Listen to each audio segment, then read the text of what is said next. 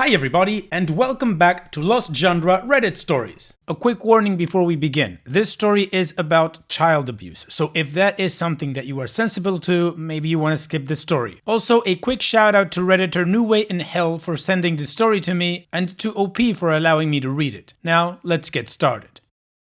This post is from the subreddit Am I the A-hole, and it's by user Manomama3510. Am I the a-hole for not giving my nephew his birthday gift? Just bear with me for a moment. My 29 female nephew, Josh, 12 male, is quite spoiled. His parents, my brother and sister-in-law, show blatant favoritism towards him over his younger sister, Lou, 9 female. As a result, Josh sadly has grown a little entitled. He also is quite mean to his younger sister because his parents never believe her when she tells them what he's done to her stuff.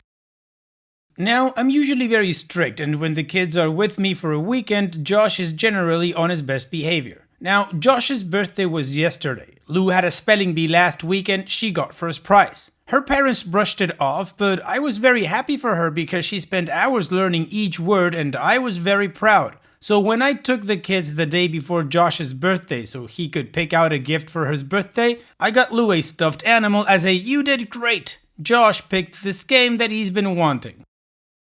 The birthday party was yesterday, and when I went to their house, Lou had been grounded and was not allowed to attend, and the 2 friends she had invited were also sent back home. I thought it was extreme and asked what she had done. Turns out that Josh and she argued over the TV remote, and Josh went to her room and destroyed the stuffed animal that I gave her and told her she didn't deserve it. Lou screamed at him, and my brother got angry with her temper tantrum and had her pick up the pieces of the stuffed animal and throw them in the trash, all the while she cried. She was then grounded.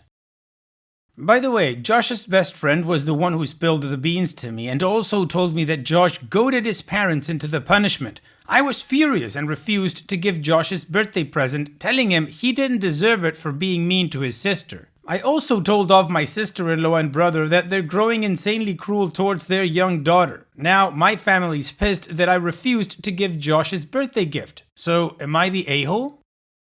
No, OP, you are most definitely not the a-hole, and in my opinion you are absolutely right. Your brother and his wife are doing horrible as parents by just making one kid entitled at the expense of the other. I mean, your poor niece, that sucks, having her brother destroy a gift that you gave him and then have your dad make you throw it away while crying and then punishing you for standing up for yourself? Come on. No, definitely OP, you are absolutely in the clear on this one. Your brother and your sister-in-law and apparently your whole rest of the family are all behaving like a-holes. And there's not much more analysis to do here because your brother and sister-in-law are being a-holes and horrible parents altogether. And what do you guys think about the situation? What is your judgment? Let me know in the comment section, and now let's move on to the community comments to see what they said.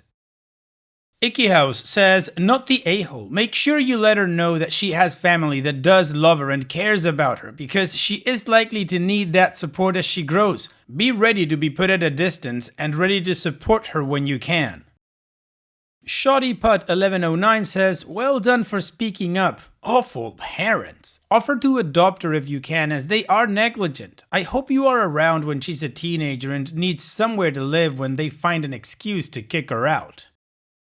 And OP responds, I come from a family where sons are preferred over daughters. When my sister-in-law found out she was expecting a girl, she wanted to get rid of her, but she was too far along. I did offer to adopt her multiple times, but they have an image to maintain and they refused to let me. My parents were the same with me. Remruna says, okay, so I read your comments and all I can say is your brother and his wife are vile people. Wanting to abort simply because she is a girl? Twisted and sick. Locking her in a room? Borderline abusive. Those two are not fit to be parents. I would not trust them to look after someone I hate. Thank God your niece has you. You are a rock star. I can't tell you where to go from here, but I can tell you you're absolutely not the a-hole for not giving the little terror his present. Being a brat should not be rewarded in any way, shape, or form. Additional information from OP's comments. To clarify, I'm not from the US and I come from a culture and family where sons are preferred over daughters. I don't want to share too much because my sister-in-law is very active on this thread. Anyways, things are starting to change. Take for example my cousin who got married and came from a very anti-daughter household like mine. He has 2 daughters now and a son, and he dotes on his daughters. His son is also loved. It's a refreshing sight to see how some generations break the stigma. Now, they locked her in her room to keep her from coming out and joining the birthday party downstairs. Her window faces the garden where they had a jumping jack and a clown and all these things kids like, and I saw her crying in the window when I walked in. I first tried to open the door, and when I realized she had been locked in, I lost my crap. She has an attached bathroom in her room, but it was sheer cruelty. I was ready to throw hands at that moment, and I tried to take her with me, but my brother got in the way. He was also my bully when growing up and still enjoys pushing me around every now and then. I could either make a scene and get denied access to Lou or leave. I left, but I'm beyond upset. All I could think was that if he destroyed his sister's gift, he won't get one either. It sounds childish now that I write it out, but when I grabbed the keys to my niece's bedroom and saw her swollen eyes from crying, I was beyond pissed off. To lock a 90-year-old child in her room and then force her to throw away the ripped pieces of her stuffed animal to punish her for yelling at her brother made me see red. Even now I can't think straight, I'm so upset. I had to stop the car on my way home on the side of the road because I started crying. It was like seeing my own childhood happen to my niece. OP's edit. I picked up my niece from my brother's house this morning. I called him and told him that if she was being so rude to her brother, then maybe she should stay with me for a couple of days to calm down. Had no choice but to say this. Had to get her out of there. I got her a massive teddy bear, which she is keeping in my house, and I took her out to get McDonald's, so she's smiling. But I am looking for a more permanent solution. Thank you for the incredible advice. I have read all the comments. There's a lot going on, so I don't have the strength of mind to reply, but I'll post an update in a couple of days. Fingers crossed it's a positive one. Well, community agrees. OP is not the a-hole, and we got a lot more proof that Lou's parents are absolute a-holes. Now, one thing to note is that OP asked me to not give out too much information that might identify where she's from because of her sister-in-law. So I did edit that out, but you have a hint as to where she's not from and the type of culture that she comes from. So now let's move on to the first of 4 updates on this story. It's been a hell of a week. First of all, I want to say thank you for all the kind comments and messages. I've read all of them. As you can tell from my other posts, I'm in the middle of switching careers, so I simply don't have the funds to support my niece. And by that I mean no one is going to give me a niece to foster because my income is low. I'm a freelance romance writer, and that doesn't really generate a lot of income. I say this because I did seek out advice from social services in my country, and they just shook their head at me. But I'll get to that later. On to the actual update. I did end up taking my niece with me for a few days, and I sat her down and talked to her once she was calm. There were a lot of things that were happening in that house that I was not aware of. My nephew bullies her, and my brother thinks it's funny when she cries. A few months ago, my niece had an accident and fractured her arm. I was told she slipped down the stairs. She is clumsy, so I thought that was that. Turned out her brother pushed her down the stairs as a prank, and my brother laughed while she was screaming in pain. I verified the story from a neighbor who told me that she ended up taking her to the hospital, and her father was apparently shouting at her to stop making a racket when she wouldn't stop screaming in pain.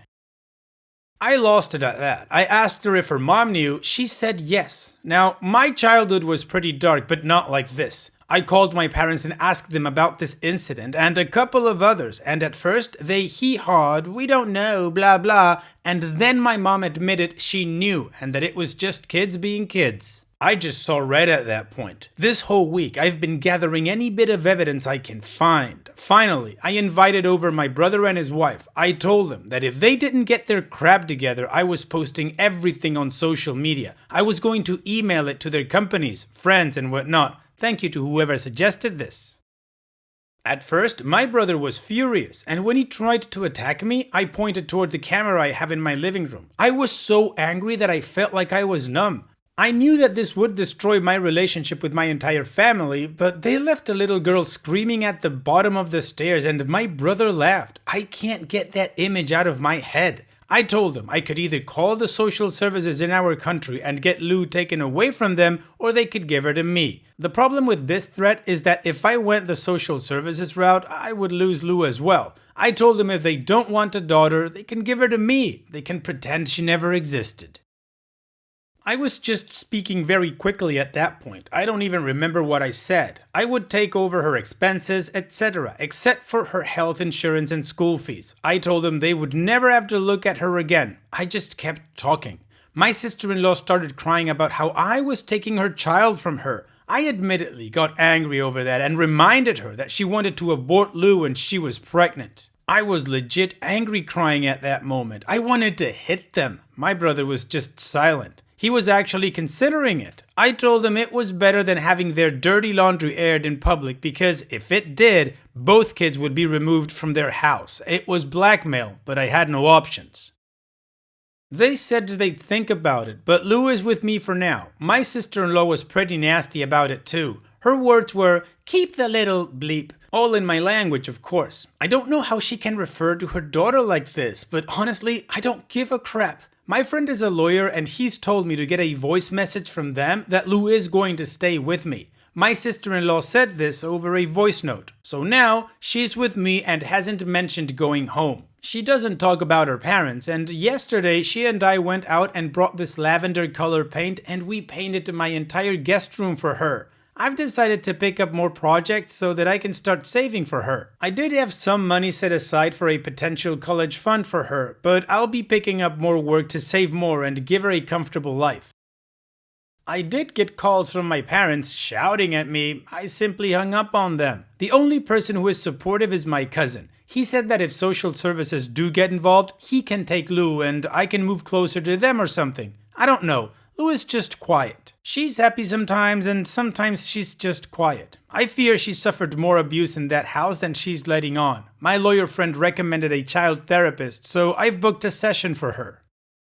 It's been 3 days and no call from my brother and sister-in-law. My parents call me every now and then to yell at me, but they yell at me either way, so whatever. I feel like this might work because both brother and sister-in-law saw the post I had written out as a draft with pictures and evidence. It was extreme enough that they would suffer damage at their jobs, and news channels in my country eat this crap up. Especially if it happens in an educated household. I don't know. I know blackmail is wrong, but I don't know what to do.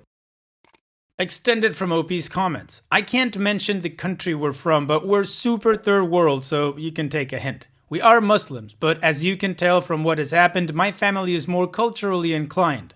Now, ripping them apart on social media, while it would be easy once I get custody of Lou, fingers crossed, would raise a hellstorm that I can't fight. I have no plans of dragging Lou through something like this, even though I so badly want to. I'm planning that if my brother and sister-in-law decide to give her to me full time, I'll move to another city. It's easy to hand over custody in my country to a family member. There are papers and lawyers involved, but it's a pretty painless process. As for Josh, a part of me wishes he could get therapy as well. He was a sweetheart when he was younger. Well, younger than now. And he used to dote on Lou, but I guess seeing how his parents treated his sister, kids pick up things. It's breaking my heart to turn my back on him, but I have to pick Lou. Somebody has to choose her. Thank you so much for the support. The Reddit community really did come together to help me. It's so heartwarming. I was crying when reading so many of y'all's responses. Alright, well, OP took matter into her own hands and now Lou is with her. So let's move on to the next update.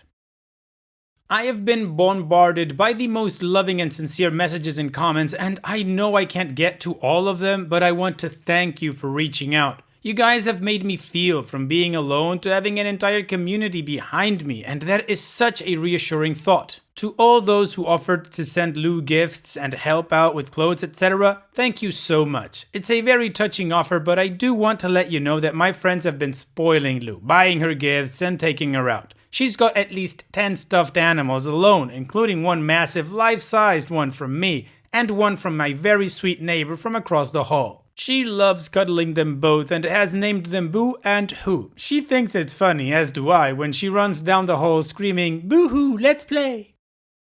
About the GoFundMe account I've been asked about, as much as I appreciate the offers, the thing is, while I'm not crazy rich, I do have some savings and will keep working to increase my income to give Lou a comfortable life. My friends have gathered around me and have given their kids clothes and toys, etc. I've not given Lou everything because I know things are changing for her right now and I want to take it slowly. Also, my sister-in-law's parents sent me some money yesterday and her mother visited this morning. She didn't say anything, but she just stayed for an hour, asked Lou if she was happy and gave me some money. She said she would keep sending money. Lou's maternal grandfather didn't reach out, but I suspect his wife might be fond of Lou. She's very sweet and non-confrontational. To be honest, I've never talked to her before. She's very quiet. But she asked if she could visit again, and I said only if I was home, and she was okay with that. Lou's parents haven't reached out, but Josh called this afternoon, wanting to talk to Lou. It sounded like he had been crying. I felt bad and I told him he can visit on the weekends, as he always did. As I said before, he is always well behaved here. Lou and he talked on speakerphone for quite a while and he was telling her about the baby rabbits they have or something. I was just keeping an eye on Lou and she didn't seem upset. She's at that age when you really want to get along with your sibling. I would really prefer if I can build a better relationship between the two. That's all that's happened so far. I just wanted to make this post to thank everyone who has and still is reaching out. And I guess I want to reassure you all that things are getting better. From the way Lou's maternal grandmother was talking, I think she's confident Lou will be staying with me. And I did tell my parents off. I told them that if they want contact with their only granddaughter, they should be grateful she's in a safe environment. I also added that they should be happy that Josh now has his parents' full attention. My mom shut up at the first part, which makes me suspect that they were aware of other things happening in that house.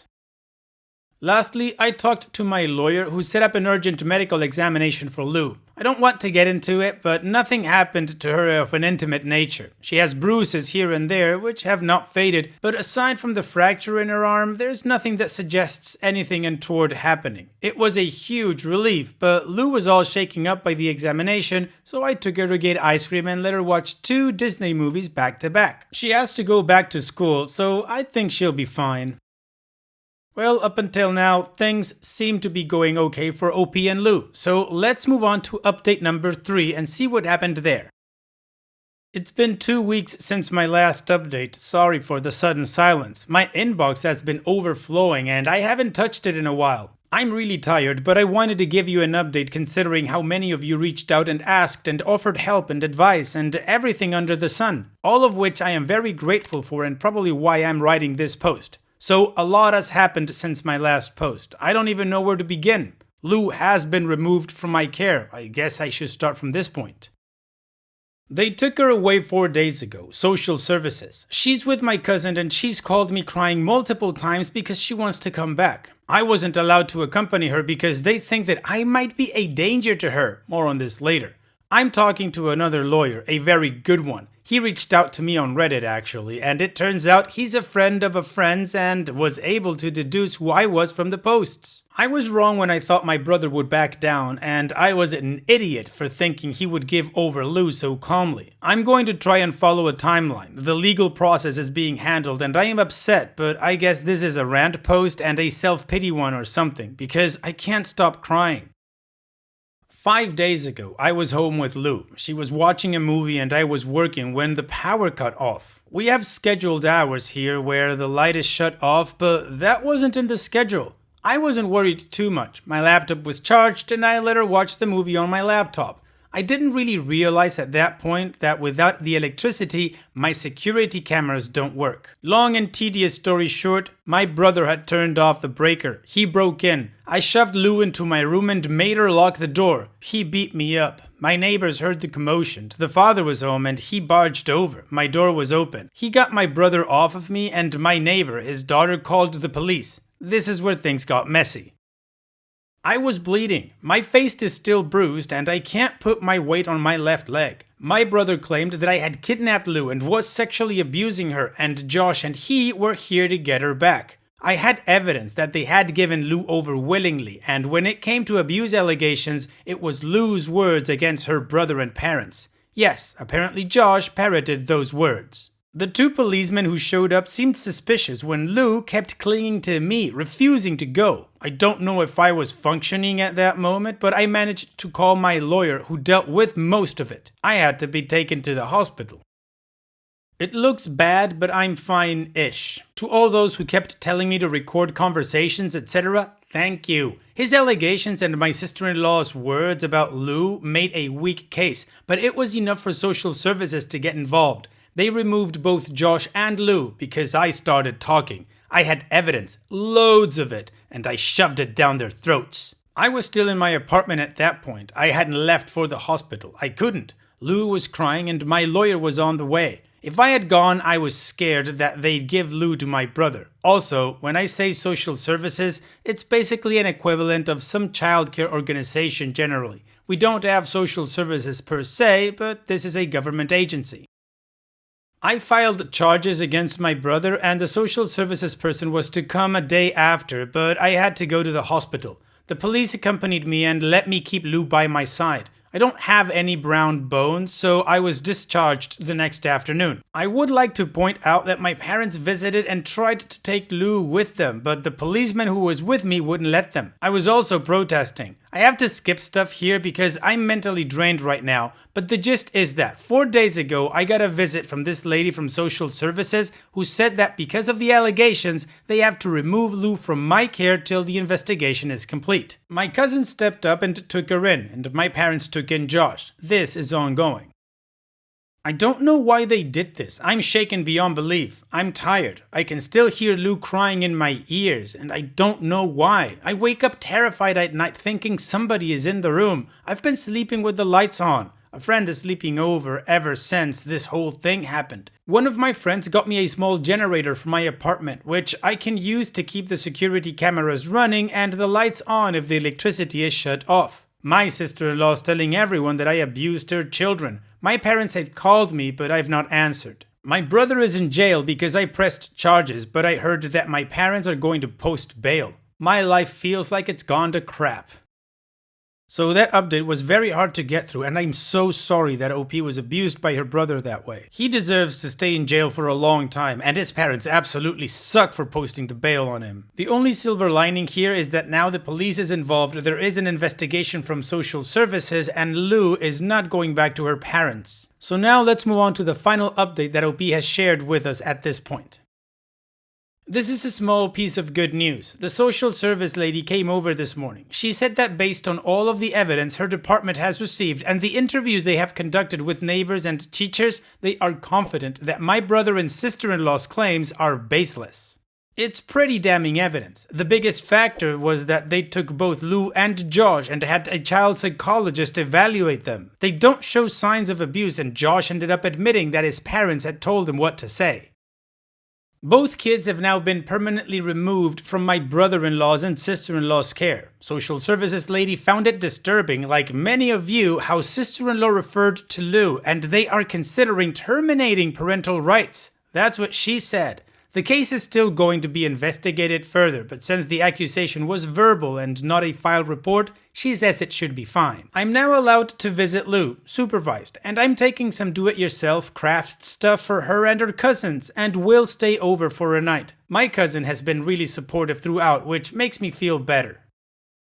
I spent an hour FaceTiming Lou and she was happier. I set up a small shop online to sell these digital designs when she first moved in with me, and she and I had been spending hours making them together. She's very artsy, so I know she enjoyed it. She kept talking about her and her cousins, 3 girls, her age group, have been drawing pretty designs, and all 3 of them kept popping onto the screen. It just showed me that having her there long term might be the best solution. My cousin has mentioned that if things go the way they are going, he and his wife might consider adopting Lou. There's more to this, but while it's a good thing, talking about it makes me a little sad, so I'm just not going to for a while. Both he and his wife gave really good reasons, which makes sense. Also, my brother lost his job, which is something I didn't mention in my last post. But not just because he went to jail, but because I blasted both him and sister-in-law on social media, tagging their colleagues. That didn't go over well with my family. My parents showed up and had a lot to say. They didn't so much ask me how I was doing physically, they kept saying I had destroyed my brother's family because I couldn't leave this whole issue alone. My lawyer was over at the time and he took great pleasure in kicking them out. So yeah, that's where things are standing right now. I have a feeling I might never get Lou back, but the family that she is with might be the best option, financially and emotionally. I did book a meeting with a therapist today. It's going to be next week. A lot of you pointed out that I might be a little traumatized from the break-in, which is true. Finally, I don't know much about Josh. I know none of this is his fault, but a part of me resents him, which isn't fair. I haven't reached out to him and I don't want to. My friends are telling me that once this whole thing is sorted, he will need someone by his side, and if he stays with my parents, he'll go down the same path as my brother. I think they're suggesting I take him in when the time comes. I don't know. I don't want to. I can't forget how he told social services that I had intimately abused him. My cousin has refused to take him in. So, a semi-good update and sad. My cousin will come to pick me up in a couple of hours. I got some do-it-yourself glass paint kits for the girls and some beads and strings for bracelets. Well, OP, like I said previously, I am so sorry that you and Lou had to go through all of this, but apparently it seems like there is some sort of light at the end of the tunnel. Maybe not the one you expected, but it's still a positive one for Lou and for yourself. Now, regarding Josh, I absolutely understand you not wanting to take him in. However, if I may say, don't write him off just yet. If you have the possibility, maybe not directly even, to help him not become his dad, then you would not just be doing him a favor for his future life, but anybody who he comes into contact with. But of course, that is up to you if and when the time comes. So at this point, I'm just gonna say, OP, thank you so much for allowing me to share your story, and I wish you and Lou all the best in the future. Take care, OP. Now, let's check out a quick mood booster post. This post is from the subreddit Malicious Compliant, and it's by user Salasia's Ideal Pop 189, Burnt Onion Rings. We all can agree that onion rings should be crispy. There is not much worse than soggy, floppy, undercooked onion rings. My dad had had enough of his subpar onion rings. He decided to order his onion rings burnt. His reasoning was that no respectable restaurant would actually burn the onion rings. Instead, they would pull them out at the last moment, leaving them golden, crispy, delightfully perfect onion rings. This worked every time, until it didn't. Cue the restaurant's malicious compliance. My dad did his usual order of burnt onion rings. He sat down and awaited his perfect order, congratulating himself and subverting the system when the waiter brought out his plate of black, charred, burnt onion rings. But he couldn't send them back. It was exactly what he had ordered. We all stared at the plate silently until my dad broke the silence, laughing at his defeat. The next time he went to the restaurant, he smiled a sheepish smile and ordered his onion rings simply extra crispy. Well, OP, like you said, it worked until it didn't, and then your dad learned a lesson, so good for him. That's growth. Thanks for sharing. And it's that time that we've reached the end of the video. I hope you enjoyed today's stories. I really did enjoy reading them to you. So if you did, then don't be shy and go ahead and give the video a like. And don't forget to subscribe, or even share this video with people that you might think will enjoy my storytelling. Also, if you have the time, go down to the video description and check out all the links I have for you, from our Discord community to my channel merch. And finally, I'd like to say thank you for watching. It really means a lot to me that you enjoy my videos. And having said all that, I'll see you guys in the next video.